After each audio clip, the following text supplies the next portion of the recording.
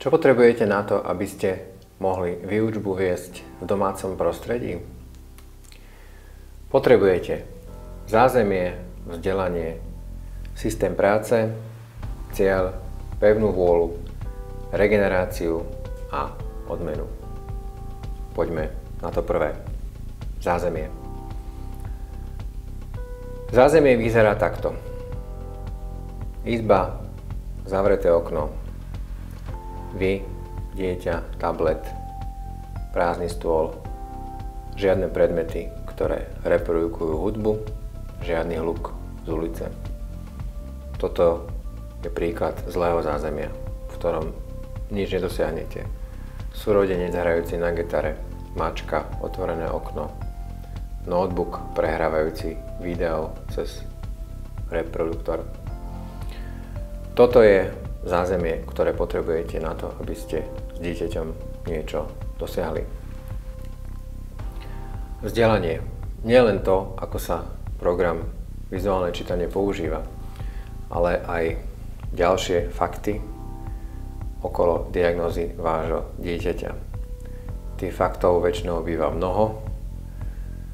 Na internete väčšinou sa dajú nájsť aj protichodné názory na tú istú vec, ale dajú sa nájsť aj školenia, kde prednášajú odborníci, ktoré pôsobia v konkrétnej oblasti dlhé roky. A tie vrele doporučujem, pretože to je veľmi dobrá cesta, ako sa dostať k vzdelaniu a k praktickým príkladom z reálneho života. Systém práce. Takto pracuje Michaela Rumanková v materskej škole na Iliušinovej ulici v Bratislave. Na ďalšie lekcie v programe prechádza, ak sa úspešnosť správnych odpovedí začne blížiť k 90%. Tu máme obrázky vizuálnej štruktúry dňa pre deti s poruchou autistického spektra. To znamená, že tu vidíme kartičku, ktorá znamená, že dieťa ide pracovať s vizuálnym čítaním.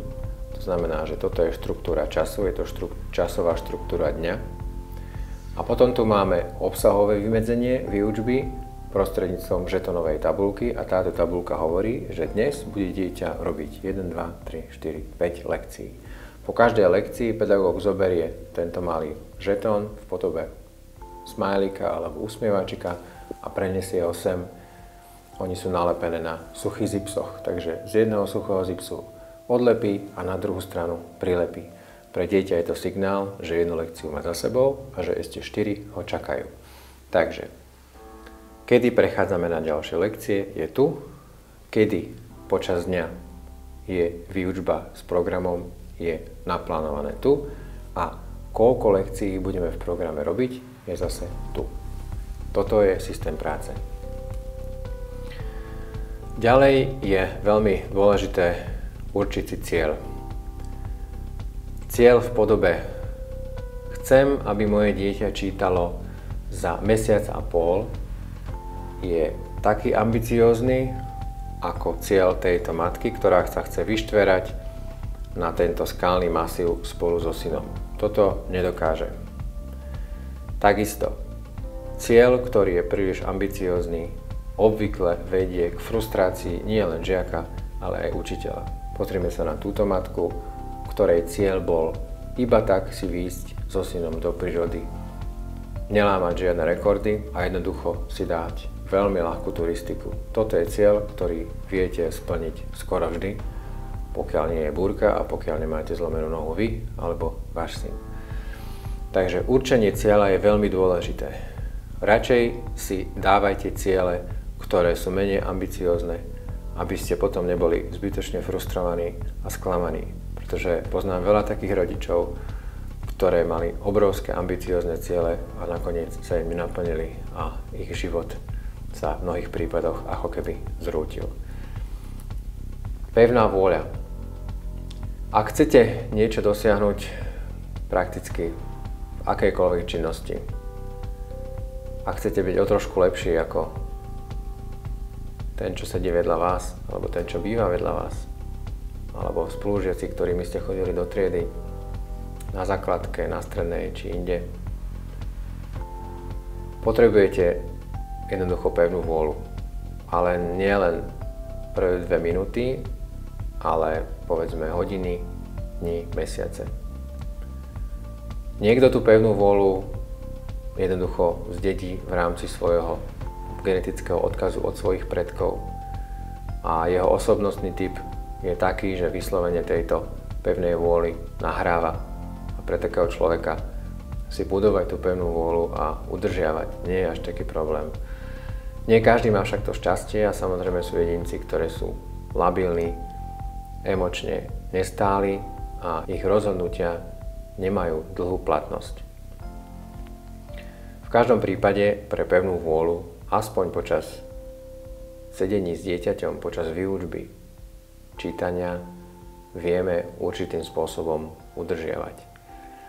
Takže pre potreby nášho programu stačí, ak tento stav, ktorý máme na ilustrácii, vydržíme napríklad 20 minút. 20 minút musíme vydržať to, že okolo nás padajú traktory, tak ako táto naša hrdinka. Poďme sa pozrieť, ako by sa to dalo docieliť. Pevná vôľa a úspech vás ako pedagóga, dlhodobý úspech, je závislý na regenerácii vašich síl, duševných aj fyzických a na prevencii. Čo sa týka prevencie, máme tu rozhovor, povedzme psychoterapeutom. V rámci psychoterapie dochádza k sebapoznávaniu. To znamená, že viete, prečo reagujete na konkrétne situácie konkrétnymi reakciami. Prečo na niektorých ľudí reagujete ináč. Prečo máte niektorých radi a prečo niektorých neznášate. V akútnych prípadoch viete využiť farmakoterapiu, ktorú predpisuje psychiater. Ale viete využiť aj coaching, poradenskú psychológiu a skupinové sedenia. Každá z týchto aktivít ponúka trochu iné výsledky a každá z nich môže byť pre vás zaujímavá. Ďalšia vec je prevencia na fyzickej úrovni. Podľa mňa zdravý základ je 2-krát týždenne aerobná aktivita. Aerobná znamená, že tep vášho srdca pôjde okolo 130 do 150 podľa toho, či ste žena alebo muž a v akom ste veku. Keď toto robíte 2-krát do týždňa, tvoríte si zdravý základ vašich reakcií, vášho tela na rôzne záťažové situácie. Ďalšia aktivita je naplnenie spoločenských potrieb, hĺbší kontakt s priateľmi a s kamarátmi. Ja tu mám jednotku za tým slovom priateľmi, pretože v mojom ponímaní priateľ je človek, ktorý je jeden alebo dvaja vo vašom živote a ktorý je blízky a ktorému môžete veľa vecí povedať. Pokiaľ máte v okolí seba 30 priateľov, tak to už nie sú priatelia, ale to sú kamaráti. Každý človek potrebuje niekoho druhého. A tuto vidíme rozhovor 2 žien, ktoré si navzájom vymieňajú informácie zo svojho života a tým sa naplňa ich spoločenská potreba. Posledná aktivita, ktorú by som chcel doporučiť je, urobte si čas pre seba samého a robte to, čo vám prináša radosť, ako tejto žene, ktorá veľmi rada číta knihy. Za každé úsilie by človek mal byť odmenený, ale nie len žiak, ako tento chlapec, ktorý dostáva jablko, ale takisto aj učiteľ. Nie vždy sa človek vyskytuje v takom prostredí, že to prostredie je natoľko citlivé a empatické, že toho človeka jednoducho spontánne samo odmení. Niekedy sa musí odmeňovať človek sám. To znamená, že učiteľ by mal za svoju prácu s dieťaťom, ktorá vôbec nie je ľahká, byť odmenený. Ak to okolie neurobí, mal by to urobiť on sám pre svoju vlastnú motiváciu. Takisto odmena pre dieťa. Pokiaľ je to vo forme jedla, musí to byť úplne minimalistické, aby sme si nevypestovali niečo, čo nechceme. Nejakú nadváhu alebo nejaké typy zlozvykov. Sumár na záver.